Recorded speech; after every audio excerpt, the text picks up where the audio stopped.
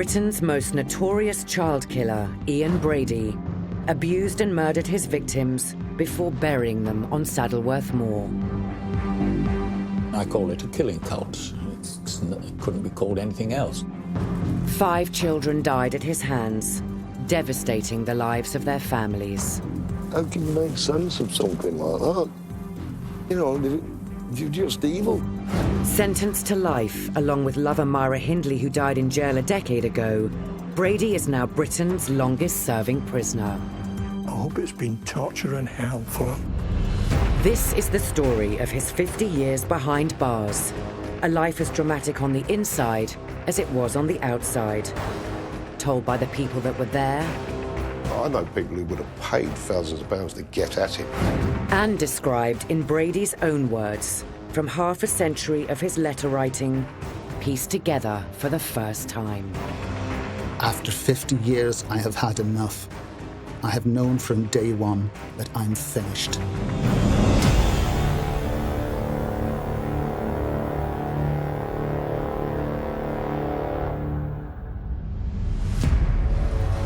The Moors murders case was the crime of the century.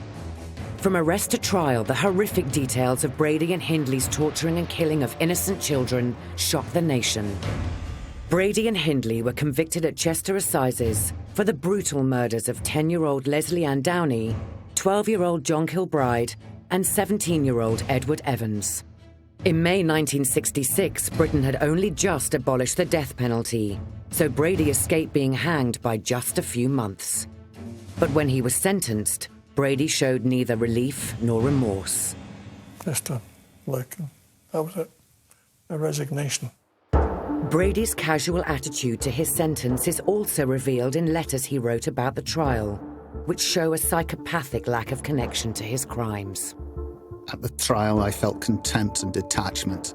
I would cast my mind into deep space, look back at the speck of dust called Earth, imagine all its little wars and pomposities, and laugh.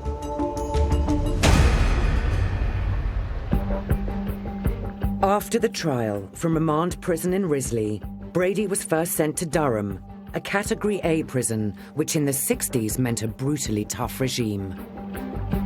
It was the place for hard men. Gangsters like the infamous Cray twins and the great train robber Ronnie Biggs. If a prisoner lifted a hand to an officer, he got whipped down the block and he got a good hiding. Not PC nowadays, I'm afraid, but we looked at it like the Bible, an eye for an eye and a tooth for a tooth. If you hit a prison officer, you get a hiding. If you don't hit a prison officer, you don't get a hiding. It's rough justice. 28-year-old Brady was locked up with all the tough nuts on E-Wing, a high-security area separate from the rest of the prison. A prison within a prison. There were single wings, not connected into the other wings of the prison. And they were on their own. They were surrounded by chain-link fencing. But they were all doing 18, 20, 25 years, 30 years. Some were doing natural life. So they were in for a long time. Armed robber John McVicker, once Britain's most wanted man, was among the first to give Brady a taste of life banged up with seriously hard criminals. Brady was a figure of hate, of course. If he'd have ever mixed with us, he would have been attacked. There is this kind of dividing line between the normal prisoners and these sex offenders, particularly the ones who've killed and, in his case, tortured. You elevate yourself a bit, I suppose, by finding someone who's a lot worse than you. As Britain's most hated child killer, Brady was under constant threat from the other prisoners. His life was a torment. We were always continually taunting him. Whenever I passed his door, I would give it a kick. And I might say, "Brady, Brady, Brady." The prison authorities protected Brady with a system known as Rule 43, which allowed them to officially segregate him from the rest of the inmates. For Brady, this meant being placed in indefinite solitary confinement. He was locked up for 23 hours a day. He would come out for exercise 1 hour. All he did was read his sacred texts, read Mein Kampf and Beyond Good and Evil. That was his life. Facing a life sentence in isolation, Brady started a lifelong obsession, reading books and writing letters filled with pseudo-intellectual rants, complaints and appeals. He thought he was rather superior, yeah. He thought he was cleverer than all the screws, you see. The warders were cockroaches, the other prisoners were maggots, and everyone was corrupt. All his time was spent on Brady, trying to get some form of appeal or some form of better treatment. The only person spared his fury was Brady's lover and partner in crime, Myra Hindley, who was serving her life sentence in London. Dear Myra, keep your chin up. You have a future, and I will see you begin life anew. And so I will dwell once more in freedom, as seen through your eyes. Brady was obsessed with controlling Hindley and began demanding that the prison services should allow him to see her. Early days, he wanted to get visiting with Myra, but they weren't married. So we were quite pleased to be able to say, no, you can't see her, it's not your wife. Because, there were a couple of horrors anyway, so why should they be allowed to visit one another every 28 days? Trying to get around the ruling, Brady next petitioned the Home Office to marry Hindley. But this was no ordinary prison bride and groom.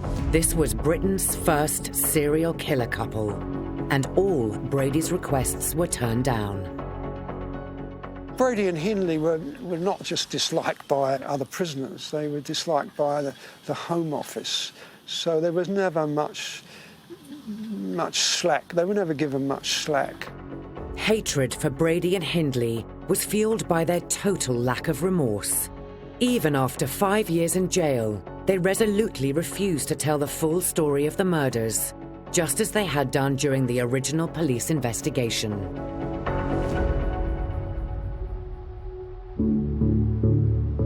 In 1965, Brady had been arrested at the home he shared with Hindley on the eyewitness testimony of his friend David Smith, who had watched Brady murder teenager Edward Evans with an axe. Down at the police station, Brady immediately confessed to Edward's murder. It was almost as though he was resigned to the fact that he had been caught. He realised he was going to have to take his punishment. But Smith also told police that Brady had boasted of committing other murders and of burying the bodies on nearby Saddleworth Moor, which Brady flatly denied. We've got alleged murder, we've got a body, we've got a prisoner who admits he's done it. What we've got is another man called Smith who said he's done more. Brady doesn't want to know. And he's saying nothing. Absolutely nothing. Local journalists were also chasing the story. We were in the dark, and the police were in the dark, until that fantastic breakthrough with the suitcase. The breakthrough came from suitcases of incriminating evidence found in a railway station locker. Belonging to Brady, they were discovered after a tip-off from Smith. The suitcase of death, the suitcase of hell, the suitcase of horrors, call it what you will, but it was all there in terms of evidence. There was hundreds of photographs. Among them were shots of Brady and Hindley on the moors and pornographic pictures of a little girl identified as Leslie Ann Downey, who'd been missing from home for 10 months. There was also a notebook containing the name of another missing Manchester child, John Kilbride.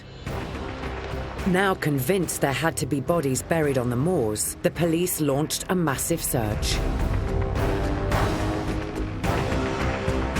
All the adjoining areas of the Saddleworth Moors sent police officers up to search, looking for bodies.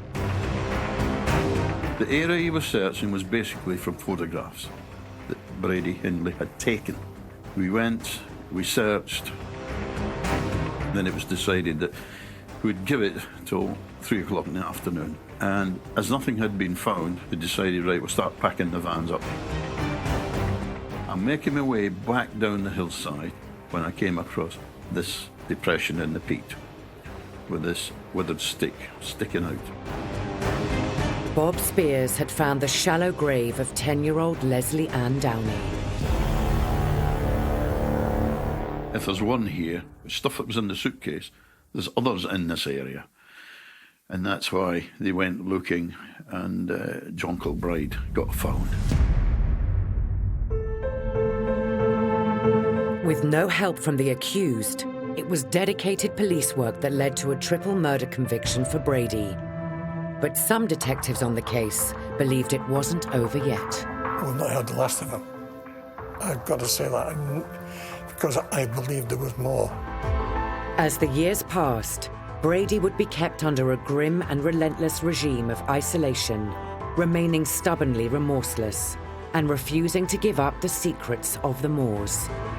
But all that would change when he came under attack from the only person he was utterly devoted to, Myra Hindley.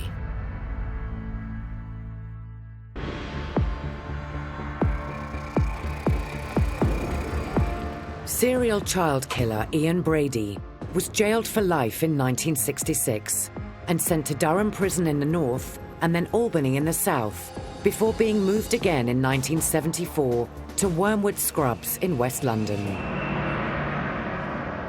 If they classed a prisoner as a bit cheeky or a bit of a handful or causing trouble, you could move like 3 times in a week. You could be in Durham on Monday, say the Scrubs on a Wednesday, and then Long Lartin or Gartree on a Thursday.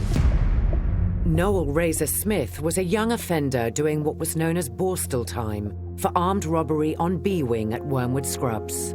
Back in those days, all the staff wore their hats down to the peaks of their caps, and they all wore big boots, and they were all quite big geezers, you know. They were all ex-services, which they had to be to sort of control a prison like that.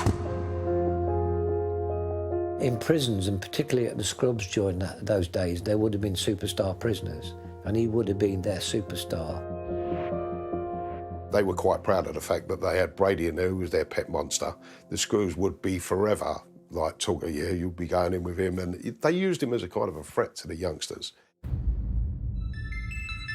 Brady was locked away with some infamous names such as Peter Sutcliffe, the Yorkshire Ripper, but he was still the Scrubs' most notorious and reviled inmate. He was hated by other prisoners, detested. I mean, I know people who would have paid thousands of pounds to get at him. To keep Brady away from other prisoners, once again, Rule 43 was imposed. But there was still one way to get to him, and that was through his food. I know that when he was in the Scrub, certainly people in the kitchen were, you know, putting stuff in his food. They will put anything in to poison them, glass, piss in the food. They'll get someone to say somebody's got hepatitis, they'll give them a little cut on the finger and get them to bleed into it. And his would have been specially prepared if he was not careful, so he'd have to dig through it.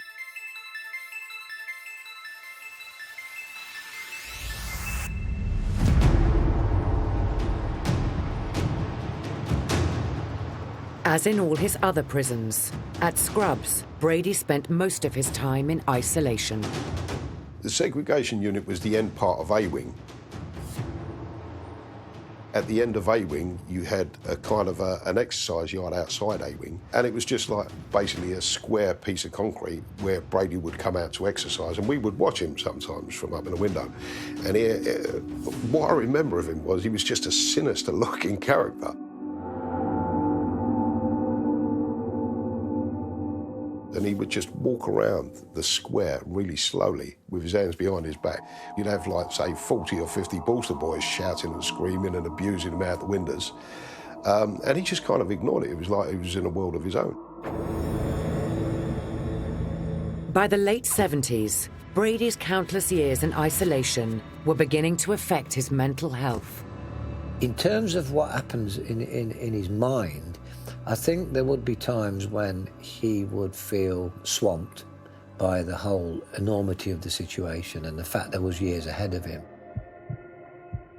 To see him forever on his own, really, no other prisoners near him, that would be hard. I know how hard that is. And to not see another face except uniforms, I never ever saw him talking to even the staff. You know, he kind of treated them with disdain, if you like. When it was time to come in, they'd shout, "Brady in," and he'd kind of just walk past them. It would affect you severely mentally to be in that sort of position. And the first thing you get is the paranoia. It gets to the stage where you think everybody in the prison is talking about me. They're all coming to do me. I've got to get tooled up and I've got to go and do it. And that's why there's a lot of violence in prison, because people are paranoid. The attack Brady had been expecting for years finally came. But it wasn't from a prisoner. It was from his former lover, Myra Hindley, who after 20 years inside had launched a desperate bid for freedom and believed that controversial prison reformer Lord Longford could help her. I would say that whatever she had done, she would be entitled to be considered for parole. Frank Longford strongly believed that Hindley should get parole and encouraged her to protest her innocence, implying that Brady had forced her into committing their crimes.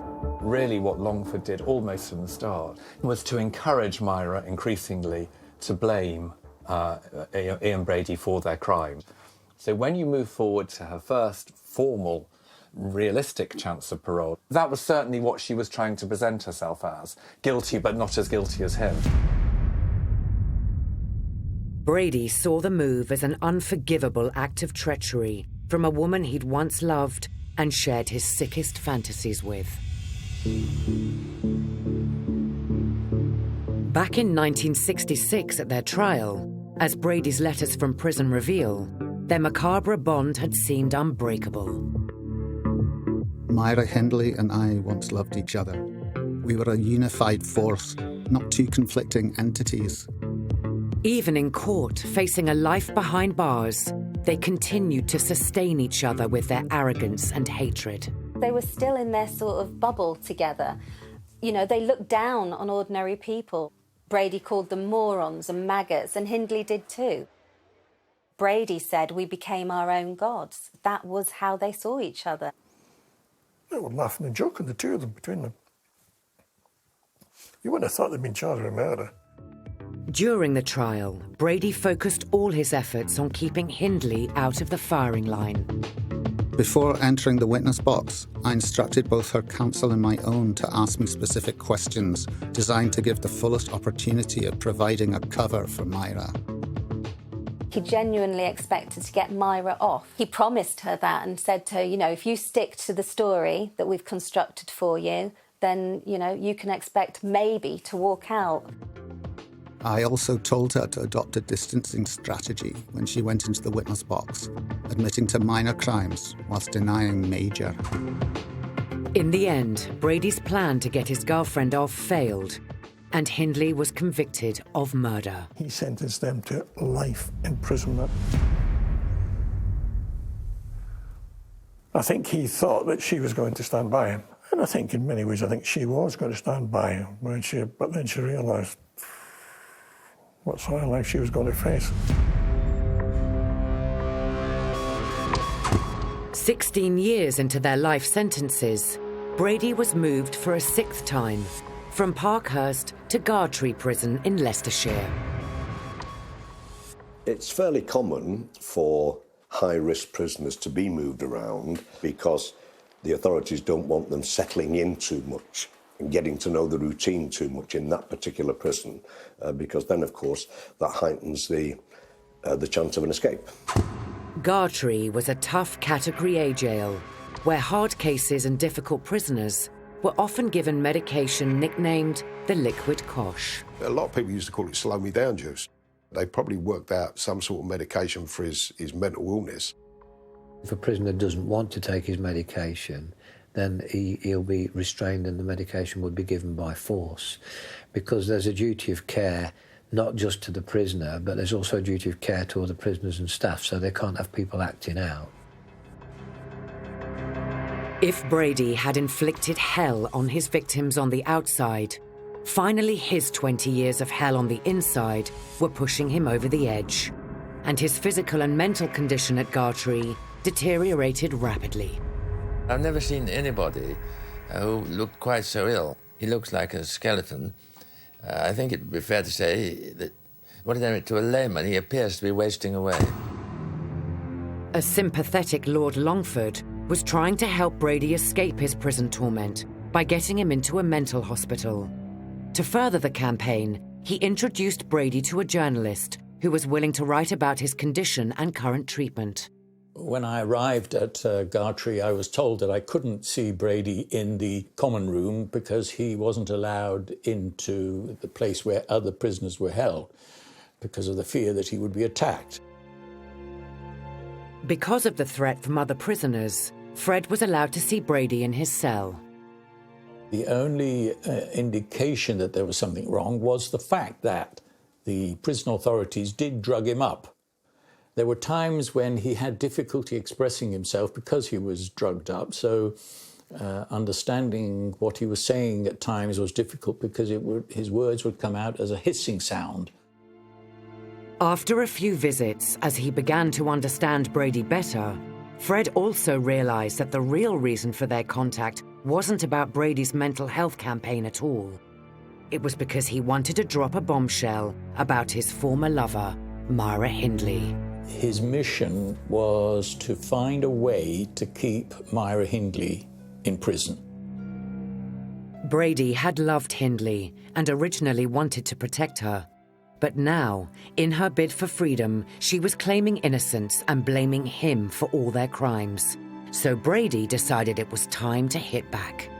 He felt betrayed by her. He knew that a mystique was being created that endowed her with an innocence. That's what he felt was the betrayal of their original pact. That made him angry and vengeful. So that's what kept him going.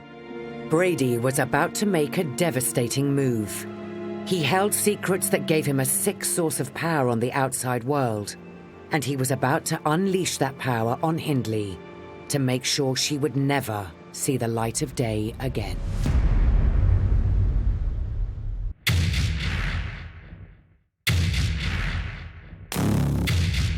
During 20 grueling years behind bars in 6 of Britain's toughest prisons, Ian Brady had never asked to be paroled.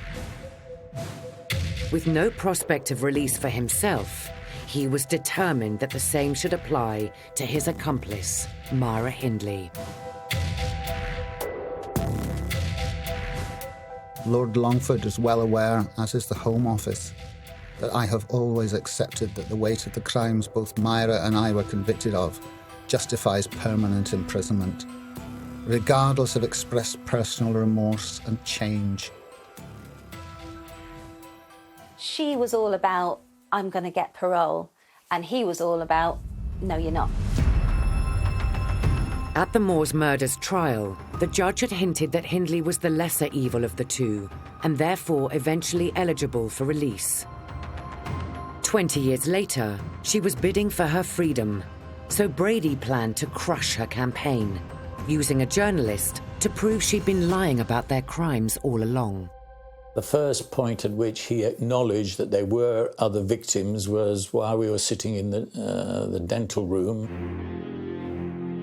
He whispered that, yes, there were other victims, more than people realized. He had this internal struggle. He didn't really want to talk about these other children as victims. He had to do so if he wanted to screw Myra. Fred went to press, and the story had an enormous impact. Allegations by a Sunday newspaper that Brady has admitted killing other children. The mothers of 2 missing youngsters are now appealing to him to say where they're buried. It was a huge thing in the media, but especially, of course, it was a massive step for the victims' families. The story also had a devastating effect on Myra Hindley's supporters. He knew that those 2 names were dynamite as far as her parole was concerned. From Frank Longford's point of view, he had mortgaged his good name to support Myra Hindley. Myra then hadn't told him the whole truth. It was Ian Brady who revealed that. That thereafter was the flaw in her armour, the flaw in the campaign for her to be released. Brady was victorious, but the war with Hindley had taken a massive toll on his mental health. He progressively didn't eat, or his eating patterns were abnormal. He became increasingly paranoid about other people. He began to hear voices, and some reports were that he was hearing screaming voices. There were various debates between psychiatrists at that time, but it became clear to everybody concerned that he had deteriorated so far that he needed to be moved to hospital.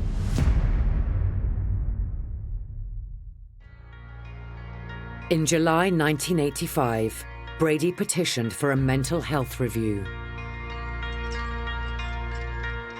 If you're under the mental health auspices, you can sort of make a fairly decent life for yourself, I should imagine. Once you get over the initial sort of fear and, you know, the dosing up with medication, apart from that, it's a pretty easy life.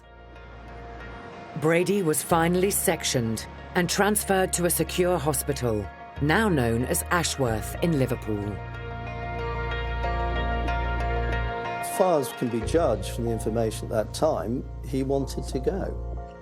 For Brady, yes, I have no doubt it was the right move. He would have died eventually. Having got to Ashworth, he's in a comfortable position. And what was allowed, his own television, he would have his own newspaper, he would be able to do his own bit of shopping from the canteen, and his world would open up. The warders at the more open regime in Ashworth also encouraged contact with the outside world. Brady had no friends on the outside, so his contacts came from a raft of new pen pals, attracted by all the media interest in the case. A lot more people decided that he was a fascinating personality and wanted to engage with him. This is understandable in the lives of many serial killers, that they have fan clubs. Others who wrote to him were authors and journalists. Christine Hart corresponded with Brady for over a decade. I found the idea supernatural evil quite interesting. And that's what made me pick up a pen and write to him to try and find out, was he evil? What was evil? You know, and take a look at the monster within. He didn't like being locked down. He liked to be out in the Highlands. You know, that's where he felt most alive. He had a kind of... you know, he was kind of like a pagan or like a druid. You know, he liked to talk to trees and talk to flowers and get really in with the earth. Brady was in touch with the outside world again, but not even in his wildest dreams had he imagined he'd be able to go there, let alone walk freely once more in the place where he'd buried his child victims, Saddleworth Moor.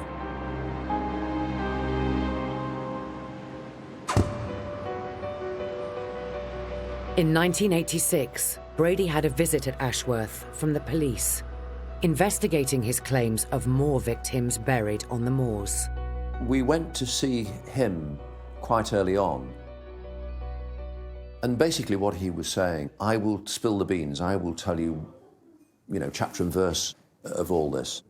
If you allow me out for a weekend, or if you allow me alcohol. So there were all sorts of weird and wonderful conditions. Detectives needed information on where to dig for the bodies, but hadn't bargained on dealing with a manipulative psychopath, only out for himself. It was a bit of horse trading about, well, if you could do that, I might help you, and if you can't, I won't. Obviously, we couldn't play that game with him at all. To begin a mass search for bodies on the moors with no clues seemed a hopeless task. So in the winter of 1986, detectives turned their attentions to Myra Hindley. Everybody said Myra Hindley was a very manipulative woman. She was always in charge. We wouldn't get the time of day out of her, basically, was the general view. We turned up at the prison. To our absolute astonishment, long story short, she just said, well, what is it you want to know? We've come to interview Myra Hindley. I saw her yesterday, and as a consequence of that, I'm seeing her further today. Hindley hoped that by cooperating with the police, she'd redress the damage done to her parole campaign. The agreement that day was that she was prepared to point out where these two kids may be. Myra Hindley is back on Saddleworth Moor, the scene of the Moors murders which shocked the country 20 years ago. Over the next 6 months, Hindley tried to help the police and made visits to the moors. but at times it looked like a wild goose chase. The moor itself is a difficult place. We've not, in this instance, unfortunately, got the quick result, perhaps, that it would have been nice to have. Brady tried to control the situation by refusing to join in. But then, with Hindley's help, the police finally made a breakthrough. I can remember exactly, she said it was just going dusk because I could see the V shape of the valley on the other side of the road. We went back the next day, and would you believe, you could only see that view from a very restricted area on the moor. So unwittingly, she told us, she gave us this fantastic lead as to what area to focus upon. Now the police had something specific to go on. They started digging in earnest. Do you still remain confident that remains will be found on the moors? I've nothing to dissuade me from that at the moment, nothing at all. Very soon they found what they'd been looking for since the operation began. We've recovered a body. Mr. Topping, there's been a lot... What you must appreciate is we've recovered a body that's been in the ground for a long time. The body is well preserved. The search team had found 14-year-old Pauline Reed, who'd been missing from home for 24 years.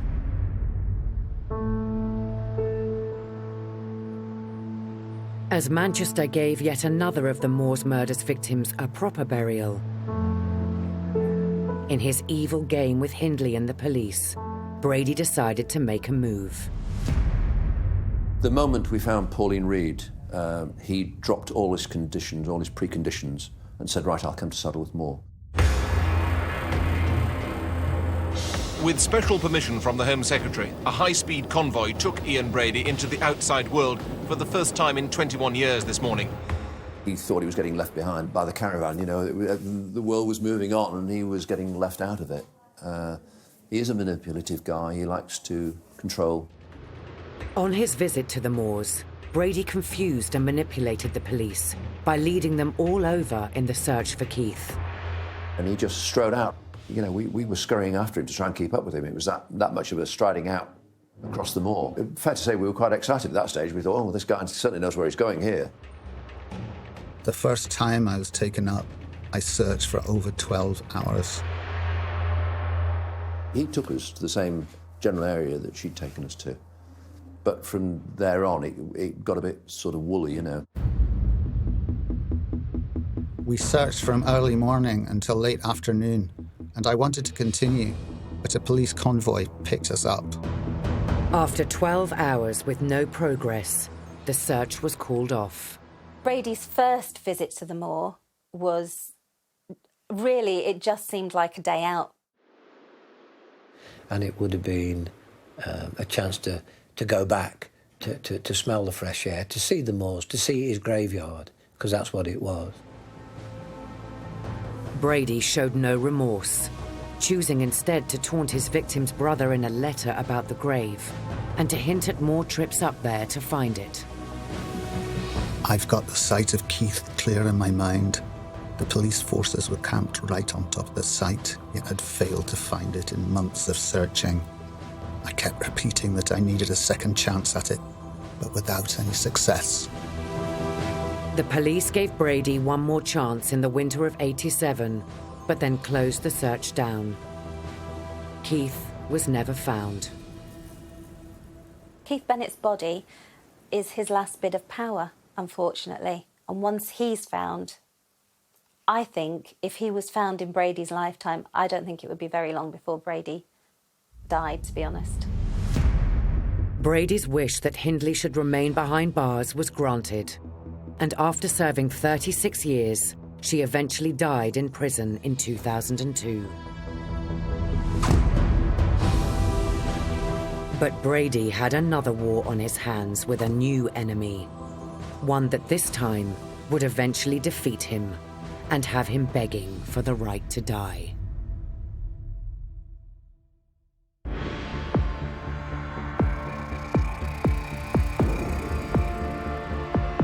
Ian Brady is Britain's longest-serving prisoner and most notorious child sex killer. Arrested over 50 years ago at his home in Manchester, he now wallows in self-pity, claiming he wished himself dead from the start. From the moment I discovered the revolver wasn't under the bed when the police surrounded the house, I knew I was finished. Whether I live another day or not means nothing to me.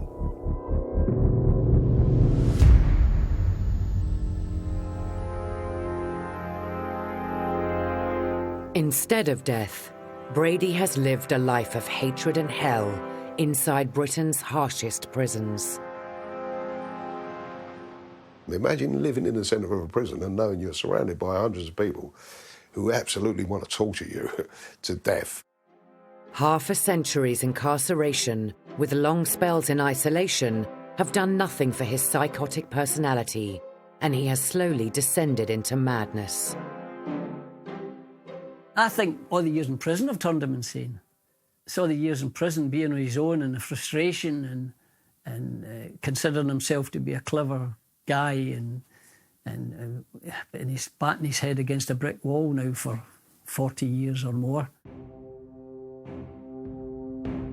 The last few decades of Brady's sentence have been in a high-security mental hospital called Ashworth, where he went with acute psychosis in 1985.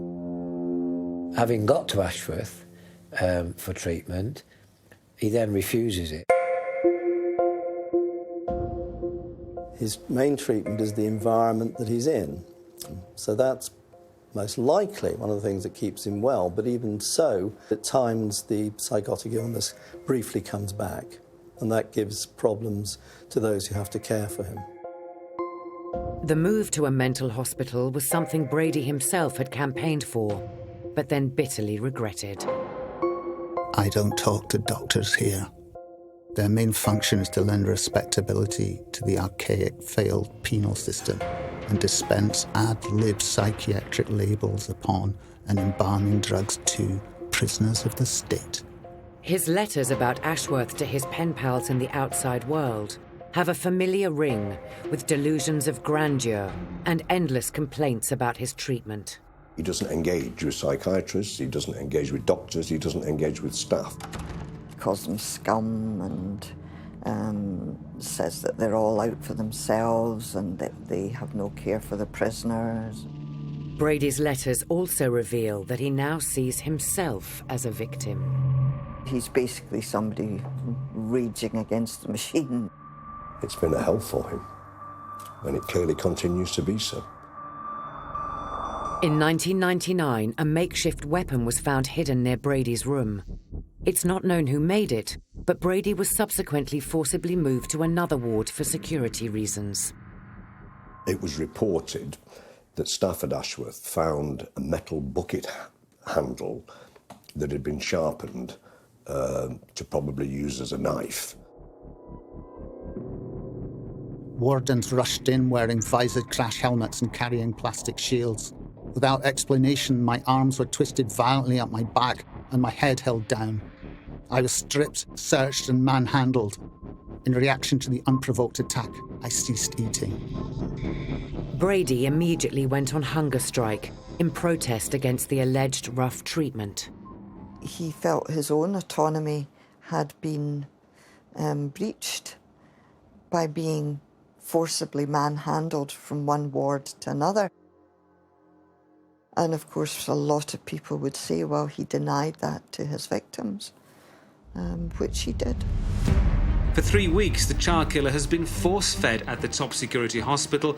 He's now planning legal action against the authorities. With his plans to starve himself to death thwarted by the forced feeding, Brady's psychopathic need to control saw him launch a legal bid for the right to die. In the back of a blacked-out prison van, Brady was driven the 10 miles to Liverpool Crown Court with a close police escort.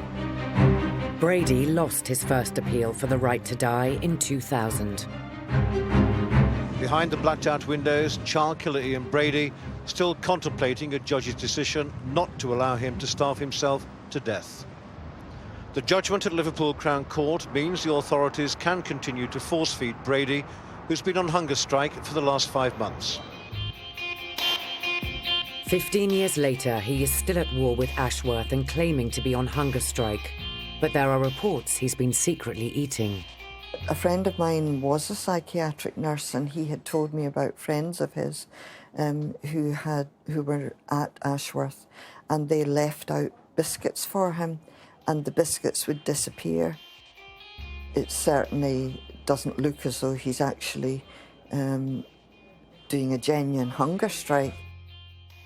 One has to be honest and detached and say, this is something that sort of comes and goes, I think, and his true motivation to starve himself to death waxes and wanes.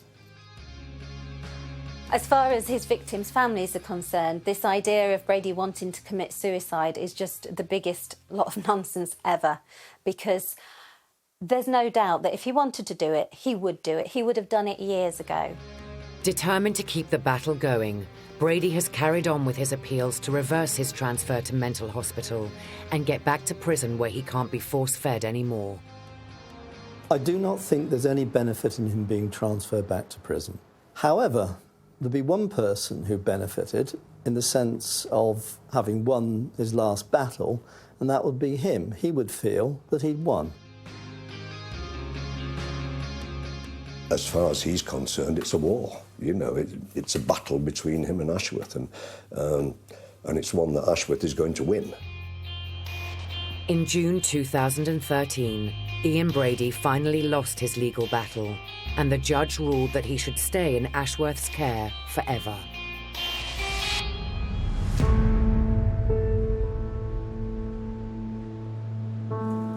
For the relatives of the dead children, Brady's self-serving and remorseless antics over the years have done nothing but keep the horror of what he did always fresh in their minds. It's really upsetting coming up here when I look and I know that what happened, and it was here. How can you make sense of something like that? You know, you're just evil. It is beyond belief. Now, at the age of 78, Brady himself faces imminent death. And after 50 years behind bars, all he can do is look back on the lives he's ruined, including his own. But when he dies, it will be the end of a chapter, you know, the end of an awful chapter in criminal history. The relations of the children whom he's killed can rest easy on the fact that he's led a tortured, horrible, disgusting, degraded life. I hope it's been torture and hell for him. And I hope when he put his head to the pillow, he went through that hell 1,000 times.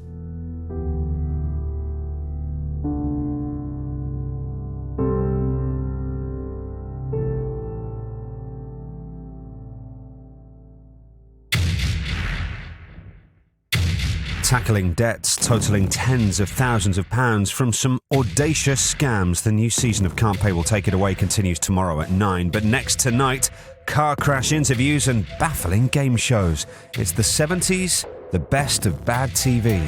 Stay with us.